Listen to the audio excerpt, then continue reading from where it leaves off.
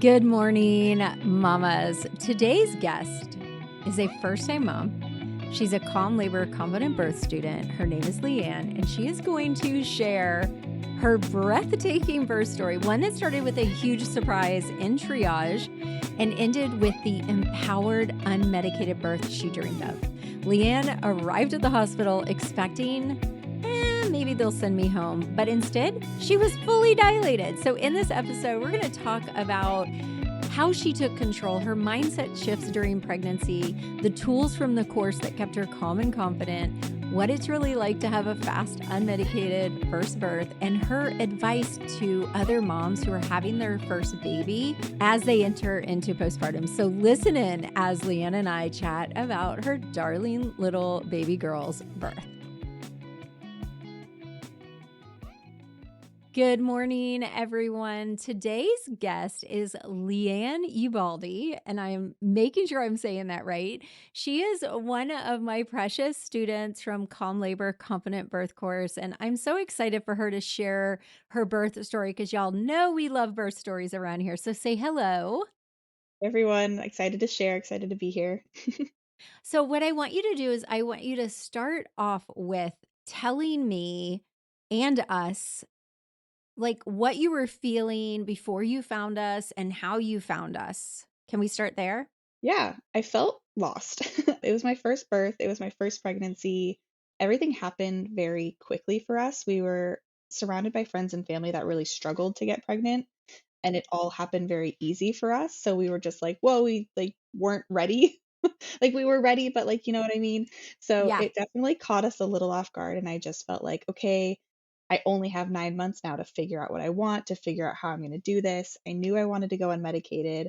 I knew I wanted as natural of a birth as possible. I wanted to labor at home for as long as possible. So I think just through social media, somehow I came across your page, you popped up, and I was like, this is what I want. And so I joined the course and I went through the Calm Labor course and really felt empowered to speak up for myself and decide, like, in the pre-delivery appointments throughout the pregnancy, talking with my OB about like what I wanted and what I expected, and just really asking all the questions and stuff. So I feel like I got that a lot from the class. I love that so much, but let's back up a little because Yes, sorry. I did things fast with Steve. We met and got married 20 days later. So Oh when you say gosh. fast, how Mhm. fast? So I got my IUD out in February and we were pregnant by May. Okay. I do remember this. I Yeah. just couldn't remember how quick. Okay, so Yeah. that is pretty fast, especially after you watched other people struggling. Yeah, I mean, my best friend, it took them a year and then they still had to go through like the shots and everything. Like her cycle wasn't matching up. But then once she got that matched up, they got pregnant. But it's still, I mean, it was a long time. We had another friend that took a year and a half. I mean, we have friends that are still trying that started at the same time as us. So, Wow. yeah, So it let was me ask you definitely. this. Have you struggled at all with any kind of feelings of guilt or like when you were pregnant, did you feel guilty sharing when it happened so quickly? Oh yeah, absolutely. Yeah. Like again with my best friend, when we got pregnant, I was terrified to tell her because she and I had talked so much about like, oh, just be prepared. It's gonna take a while. Like just accept it. And then when we got pregnant, it was like, I'm pregnant. Like, Hello. hello, Yeah. sorry.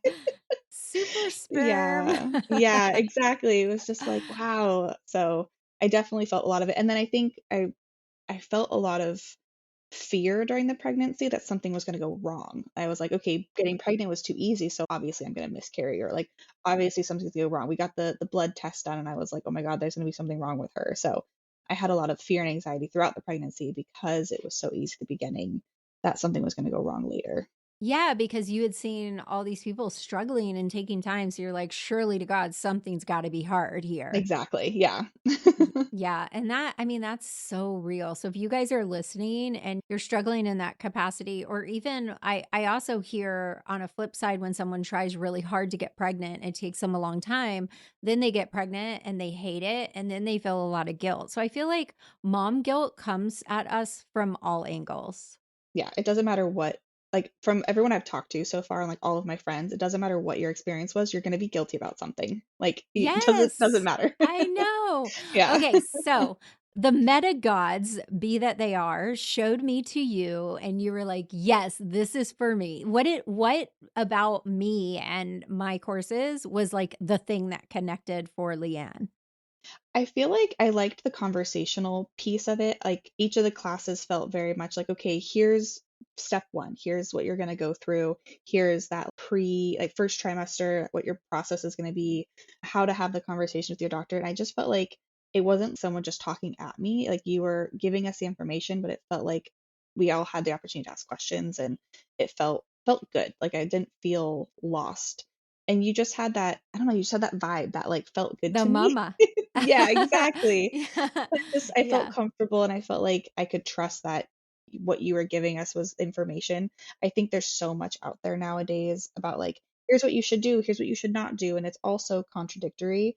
And I feel like your courses were very much like, here are your options. And you were very open about like, if you want to do a natural, if you want to do medicated, like you gave all the options. And I felt like that made me feel empowered to speak for what I wanted, and it wasn't like someone was telling me this is what you have to ask for, this is what you have to Yeah. do. So I really like Well, that about all your stuff. I love that you say that. And I'm just so everybody knows I'm extremely emotional today. We had Mother's Day yesterday, and my youngest daughter moved out recently. So I'm so like Oh. weepy right now. But anywho, when you said that, I've been praying and like, the times have changed since I created Calm Labor Confident Birth. Like it's not 2021 anymore. People aren't scared of COVID and all of that. And part of what sets my classes apart from everyone else is that because when I started it because I was sick of seeing women coerced and bullied into what someone else wants for their birth. And I was really, really determined that I would not do that, even though I have my own preferences. They're my preferences. And so I remember one of the very first interviews I did with a student, we did a live, and she said, you lay it out like a smorgasbord and we can pick and choose what we want.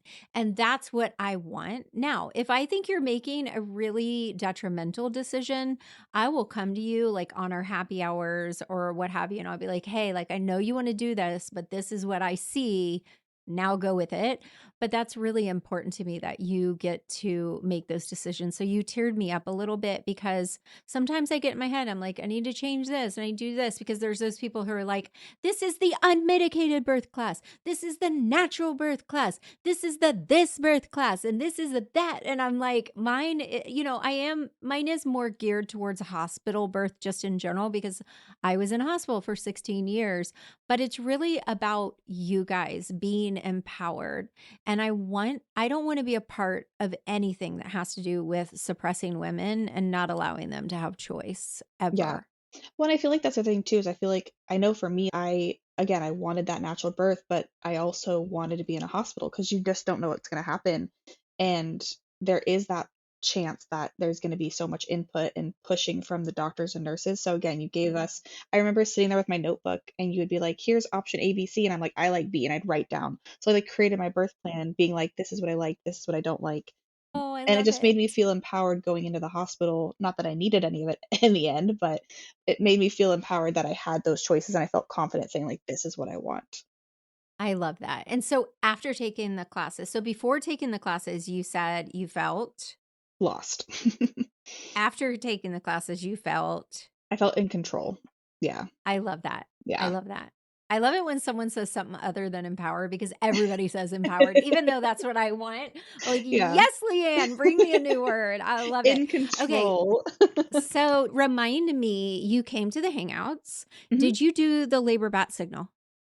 I did do the labor bat signal. Yes. And let me tell everybody what that is. So it's a very weird thing that I added on. Number one, back in the day when it was just me and I had all these students, I was giving my phone number out. Oh my gosh. And my husband was like, babe, as I was getting more and more into the thousands of students, he's like, you can't keep doing that, you know? So I hired my doulas and I started the labor bat signal. And the labor bat signal, for those of you guys listening, it's something no one else offers. Well, I won't say that. There are people who do virtual doula services, but it's thousands of dollars. So the labor bat signal at the time of this recording, because we are considering upping it because it's just so valuable, it's $99 for 12 weeks of supports from 36 weeks pregnant, unless you're high risk, we'll start you earlier, to 8 weeks postpartum. I think that's right. So, and it's a direct DM with me and a doula, and then me and a postpartum doula. So LeeAnn had the Libra bat signal. Like, how did you feel about that? It kept me like in those last 4 weeks and in the 8 weeks postpartum, the anxiety was real. Like again, that fear that something was going to go wrong, the pregnancy was too easy, something was going to happen. So like when I had those weird 10 p.m., 2 a.m. freakouts, I would just like message the bat signal and be like, okay, in the next couple hours, I'm going to get a response and I'm not going to Mm, feel so crazy. yeah, Like it because 2 really helped a.m., me. y'all, I'm in bed with Yeah. Steve, just so y'all know. Exactly.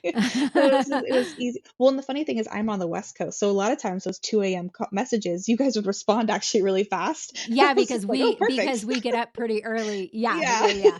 Well, So I'm and like, "I got it." also both of my doulas have babies, so they're Yep. up more than I am during the night. I love that you said that because that's exactly what I want. Like we're not in there like giving you everything, but we're there Mhm. loving on you guys, supporting you, helping you, and if we don't know the answer, we'll try to find it for you, connecting you with other experts. I just really like I cannot like even everyone I know that knows that I do it thinks that I'm insane to do it. I love it. I think But it's so worth it. Even if you increase the price, I would totally do it again. Like it. I love to hear that. Yeah, and especially Yeah, in the 8 weeks after, like, getting those random messages out of the blue being like, "Hey, you've got this, you're killing it." Like, even if I hadn't sent a message to prompt it, it just felt so good to be like, "Oh my God, I was spiraling," someone and they must sees have me. just sensed it because I'd get that Mhm. message like, "Hey, you've got this." And I'm like, "Okay, I've got this." Yeah, I love that too, and Ashley really is so good at that She was for so the good at those. postpartum. Yeah. She is so freaking precious, like, she's good as gold. Okay, so obviously, we've been on here chatting already for a while, and we wanna keep the episode to where because I know you mamas don't like to stay on too long. So tell everybody about, like, your labor experience, like, going into labor, having the baby. Tell them all the things. It was wild. It wasn't anything that I expected. It was my first, so I didn't know what to expect. The first, I'd say 15 hours of it, 16 hours, I didn't believe that I was in labor. I didn't believe that any of it Okay. was what it was supposed to be. So you weren't freaking out like, "Oh my god, dying." No, no. I love this. This is so So common. yeah. So my due date was January 29th, and I had my 40-week appointment on the 28th. And so I went into my appointment. I had started having some back cramps that morning. So we were like, "Ooh, maybe it's starting. Like it feels like they're coming in waves. Like who knows?" So we go to the appointment expecting like my cervix to be maybe like 1 to 2 centimeters. I was completely closed. And my doctor was like, "Well, we'll get an induction scheduled for you next week," which I absolutely didn't want to do. So I was like, "All I right, like remember that. Yeah. let's not do that." But okay, we'll Yeah. see. And then throughout that day, the pain progressed, but it was all in my back, which was just wild. I was like, this can't be labor. It's not like I'm not feeling anything in my stomach. So we just kind of waited it out. Overnight, I was waking up every couple of hours with like crazy back pain. I'd have to like adjust, stretch, still nothing in my abdomen. So I was like, okay, it's not real labor. It's just back pains. It's just my sciatica freaking out. And then all day the 29th, same thing. Every couple of hours, it would like come really hard for, 10, 20 minutes. And then it would go away. And I'm like, okay, like we're definitely getting somewhere, but it's not, I'm still not in labor. It's not real. It's nothing's in my abdomen. Like I didn't believe it. And then it was like 4 o'clock on the 29th, my mucus plug came out. And I was like, okay, so something's obviously happening because I know this is a trigger. This is a step. So my husband is at work. I told him to go to work because I'm like, I'm not in labor. You can go to work. It'll be fine. So I texted him, I'm like, don't freak out. My plug So came this is out 4 a.m. 4 p.m. or 4 p.m. So Okay. I'd I been was like, going wait a minute. for, yeah, I'd been going for about 20, so 4 p.m. Yeah, I'd been going for about 27 hours at this point with just like intermittent pain. And then that's where things started picking up. So pain got a lot more intense. I had to sit on the floor, leaning over my ball. That's where the birthing exercises and stuff came in really handy. I was like, okay, breathing, changing my position every 10 minutes. And I was like, okay, I'm good. I'm breathing through it. I'm good. Finally gave up, went and sat on the toilet, hit my dilation station, and got really comfortable. And I had a really strong contraction, and my water broke. And that's when I was like, all right, you have to come home now. So I was like, just kidding, we are in labor. Something's happening here. So he came home. It's like a 30-minute drive. That was at like 7 p.m. He came home, was home by 7:30. We drove 30 minutes to the hospital. So it was like 8:15 when we got to the hospital, Now, contracting, I really know we feeling didn't it. tell y'all to go in that quick. No, no. Well, the water Okay. broke. So that's why I was like, I'm going to go to the hospital because I don't want to Yeah. risk Yeah. anything. But it definitely was just like, okay, like everything feels like it's moving Yeah. now. And I'm glad we did because we got to the hospital 8:15. I went up to triage and they could tell. They were like, "All right, something's definitely happening here." Like I was couldn't get comfortable. Oh, They got me yeah, up on you the know when gurney. you look at a mama. Yeah. Yeah. They got me up Yeah. on the gurney and they're like, "Okay, we're gonna just check your cervix." And I'm thinking it still didn't hurt that bad. And that was the wild thing throughout the whole delivery was I just still never believed like I was at the point to give birth because it didn't feel like it was that bad. Which is mindset. This is your Yeah. mindset because you had convinced yourself that it wasn't labor, that it was just back stuff. Your Mhm. mind, that is why I teach in the courses how strong our minds are. What we Yeah. tell ourselves, we manifest. Yeah. So definitely remembering that for next time. Like I did it once, it wasn't that Yeah. bad. You can totally do it again. Yeah. Um, yeah, so she checked my cervix and she said, "Oh, you don't have a cervix." And I feel the head. So everything Okay, kind of can I flurried. interrupt here? Can I interrupt here? Because I say this all the time on social media posts and podcasts that the majority of my students who take the classes, Mhm. participate, do the labor bat signal, get to the hospital at 7 to 8 centimeters. So you got there. And here's the thing, you guys, for Yeah. those of you guys listening, my students are not freaking out. They're still thinking, I hope I get admitted. Yeah. Exactly. I was just like, "Oh my God, please don't turn me away. Like we Yeah. have And to be you far were enough complete, along." And I was which completely there. like 30 hours prior to that, your cervix was closed. Yes. So this is why I say repeatedly in the course that it doesn't matter prior to Mhm. labor what your cervix is doing. It will do its own damn thing no matter Yeah. what. It'll happen when it's meant to happen, and that's what I Yeah. realized, like, as it was going through, I was like, "Oh, okay, like, my body was meant to do this today." Like, it is So happening what now. okay, she says you're complete, there's no cervix. Did your Yep. mind comprehend what she was saying, or were you like, "Oh my stars"? Oh, I definitely was just like, "What did you just say? Like, what do you mean?" Like, "What do you mean Wha I don't have a Explain cervix?" that in English. Yeah. Yeah. She's like, "We're gonna roll you over to delivery right now," and it was just, like, calling the doctor, calling the NICU, calling because I was I on, love those moments. yeah, it was just like everyone was suddenly in the room, and they're trying to hook me up to an IV. I have tiny veins, so they were, like, not happening. I was very lucky they let me kind of labor over the edge of the bed and kind of do the kneeling, breathing through it. My poor husband was, like, hiding in a corner. He's like, "I'm just gonna stay out of the way." A lot of was happening in your A room. lot was happening. One They of were the getting the nurses. delivery table ready, the doctors Mhm. there, the team, all the stuff for the Yeah. baby. They're trying to do my intake because we didn't even do the intake in the triage really. Like, They're who asking me cares all the about that, right? questions, right? Yeah. I was like, "I don't have time to answer this." One of the nurses was like, "Is there anything about your birth plan, like, that we should know?" And I was like, "I wanted to go unmedicated." And she was like, "Well, you don't have a choice at this You did point. it. You You did did You're here." it. Yay. So, Yeah. yeah, and then from there, once the doctor came in, he did another check, and he's like, "Oh, we're ready to push, like, now, so let's get you flipped over." I ended up being able to labor on my side, which is what I wanted, and 5 pushes later, my daughter was here. It was You absolutely are insane. exactly the birth queen. Mhm. Thank You are you. the birth queen.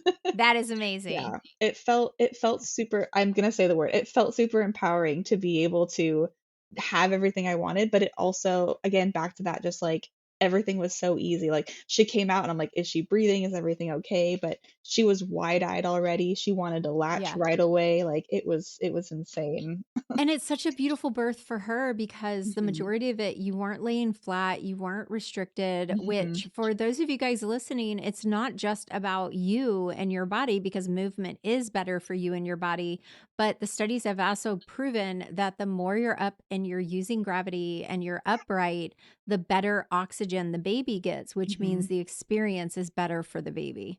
Yeah, definitely. I again, like being able to move around my house and having my birthing ball sitting on the floor, sitting on the couch, having my heating pad, like being able to eat. My sister-in-law made me food. Like it just being home was so nice. But I'm glad I was in the hospital for that last little bit because that was Yeah. just a lot. Yeah. Yeah, I don't know that your husband wanted to deliver the baby. No, No. we reached a point where we're like, I was so like moaning so loudly in the car. He's like, "Are you about to give birth in the car?" And I'm like, "Just drive faster." Yeah. Like, just get to the hospital. I love those noises though. They just Mhm. throw me. I love the noises of birth. So Yeah. tell me about afterwards, and I know you had your Libra bat signal and you've already said that Mhm. really helped you a lot. Tell me what surprised you most about postpartum, do you feel? I think just I'm such a control freak, and the instant lack of control that I had over my life because it was all about when she wanted to eat, when she Yeah. needed to be changed, when she needed to be rocked, and I just felt like I didn't have any way to like create a routine, and I'm just so Mhm. used to having that, and just losing that felt like I had no control over anything, and Did that cause some depression or a little bit. anger or Yeah. sadness? A little bit Yeah. of depression. I felt like I was being super OCD about tracking everything, making sure she was Mhm. eating when she was supposed to be eating and all that stuff. And if So she you had was all the charts, the apps, all of it. all the apps, everything, yeah. And then if she wasn't eating or if I felt like she wasn't eating long enough, the doctor kept saying, "Oh, is she eating 15 minutes per side?" I'm like, "She's only eating 7 minutes." Like, and I every time like clockwork, it'd be like she'd be done at 7 or 8 minutes, and I was freaking out she wasn't eating enough. But then we go to her 1 month appointment and she's already gained 3 pounds. So I was like, "Okay, well, she's Nice. obviously eating enough." Yeah. But I was so obsessed about hitting all of the goals and hitting the numbers that I almost just felt drowned by the amount of, again, the lack of control, just of Yeah. it's her world and she's going to control what we're doing and I can't And make you're her eat for hers. 15 minutes. Yeah. And you are all hers. So, like, what's some advice that I mean, some advice that you would give to other women? Because I'm that way as well. What's some tips, like easy little tips you would give to someone who's getting ready to give birth that struggles with that same thing? hmm I think, I mean, be prepared to let go a little bit. I think it took my mom and my husband being like, "Hey, we're here. We'll take over what we can." And just focus on her. Make sure she's comfortable, make sure she's happy. Do what you can to make sure she's in a good place, but that's all you can do. And that's okay. Like it's going to happen where she's going to have crying fits and there's going to Mhm. be nights where she just won't settle, but eventually you hold her long enough, you feed her, like she's going to be okay. And just learning to accept that you don't have 100% control. It's hard. That's Yeah, really it's hard. really hard. I mean, I'm 3 months in and I'm still struggling with it, but Y- I tell myself Well, every day, yeah, it's okay. w- we're here for you. You can come to the postpartum hangouts and hang out with us and like just let us support you as well because postpartum is lonely. It's very isolating and lonely. And it's such a huge life change. And not many women have support through it, which is why Yeah, we created the membership. yeah, it's great. I know every time Yeah. it pops up, I'm like in the middle of something else and I'm like, dang it. You One of these need days to I'm gonna make definitely one. come. Yeah, Yeah. yes. Yeah, for sure. Well, anything else, any tips? What would you say to someone who's considering the birth classes or the membership or the labor bat signal? What advice would you give them? I mean, I'd say just look into it, do the research. I went through and I read all of your information, and for me, even if you only get a little bit out of it or you wait until like for me, I was on my maternity leave. I reached 36 weeks before I was able to actually go through and watch all of the birthing videos. Mhm. And there's some stuff that I probably could have used earlier on, but Yeah. it still benefited me. It still helped me. I got all of those breathing techniques. I got that information about moving around. So in the actual birth, it helped me a lot. And Obviously. yeah, exactly. So it's worth it. And we can hear that little baby in the I background. know she's upstairs. But yeah, I'd say She's it's ready worth for it. mama. 100%. Awesome. And for those of you guys listening, we also have a new option, which you may not know this, LeeAnn, but we've got the full birth courses, which are the whole kit and caboodle, like comes with the support, comes with community, comes with all the bonuses. Now we also have an option called Calm Labor Confident Birth Pod, and it's the course, but it's in an audio only version, like a podcast for people who just don't want to watch videos. They don't want to come to hangouts. I mean, I know the hangouts are really important, and they can always add that on, but it's for someone who just wants the on the go series. So that's an option as well. Okay. Well, thank you so much for coming today. Trish, I'm so glad I was able to do this. For those of you guys who are here, I want you guys to know that you can have a beautiful, peaceful birth that's not scary, that's not overwhelming, and you can be in control and have the birth you want. So check out the birth classes. We have links in the bio, and we will see you again next Friday. Bye for now.